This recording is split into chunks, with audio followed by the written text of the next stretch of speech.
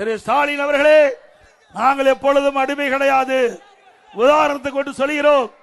காவிரி நதிநீர் பிரச்சனை, உச்ச நீதிமன்ற தீர்ப்பு அளிக்கப்பட்டு விட்டது. அந்த தீர்ப்பை அமல்படுத்த மத்திய அரசு காலம் தாழ்த்தியது. பாரதிய ஜனதாவோட அண்ணா திமுக கூட்டணி வச்சிருந்தது. பல முறை நாங்கள் எடுத்து சொன்னோம், விரைவாக உச்ச நீதிமன்றம் அளித்த தீர்ப்பை நிறைவேற்றுங்கள் என்று. அப்ப நிறைவேற்றல. கூட்டணியில் அங்க வைத்தாலும் தமிழ்நாட்டினுடைய மக்களுடைய நலன் சார்ந்த பிரச்சனை, விவசாயியுடைய பிரச்சனை.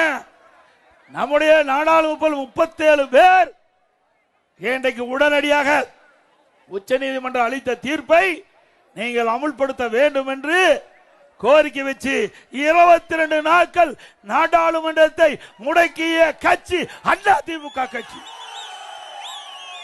கூட்டணியில் இருக்கின்ற பொழுது மக்கள் நலன் சார்ந்த பிரச்சனைக்கு முழு வடிவம் கொடுத்த கட்சி அண்ணா திமுக கட்சி. ஸ்டாலின் அவர்களே,